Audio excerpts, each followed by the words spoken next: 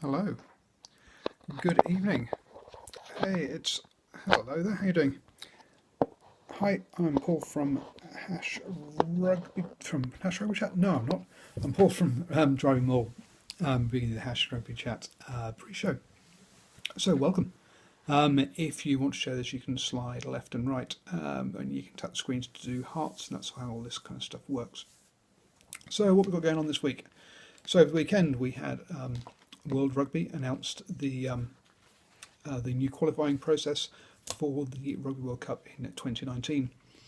They had the option of making it nice and easy, but instead, due to the pressure they'd got from the Pacific Islander teams, I think particularly, they decided to make it nice and convoluted and give teams like USA, Canada, and also the Pacific Island teams 3 opportunities to qualify, whereas other teams like Asia have to jump through several hoops before they get even one. Hi, thanks for joining us. I'm Paul from drivingmall.com, giving you the Hash Rugby Chat pre-show. So we'll have a chat about the new qualification process that Rugby World Cup have come up with.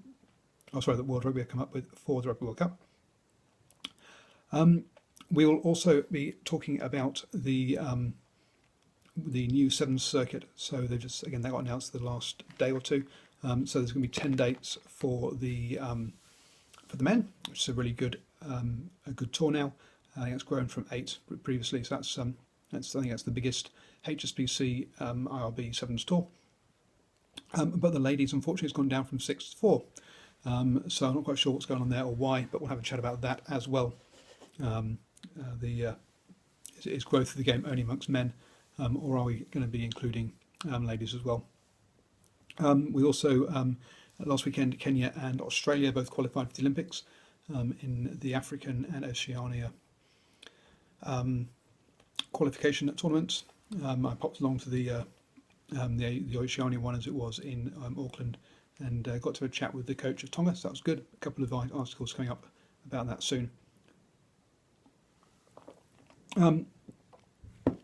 We'll also be talking about Matt, and I'm going to pronounce his second name wrong, Matt Tuuma, has signed for Leicester Tigers next year.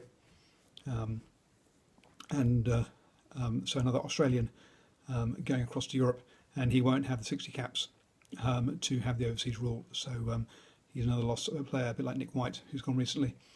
We'll have a chat and see whether people think Australia can maintain their no selecting overseas players, or whether they're going to have to cave in and select anybody from anywhere. How are we doing for time? Yeah, we're doing good. Also, we're talking about the European Rugby Champions Cup and the European Rugby Challenge Cup. Due to those horrific killings that happened in Paris over the weekend, obviously a number of games cancelled.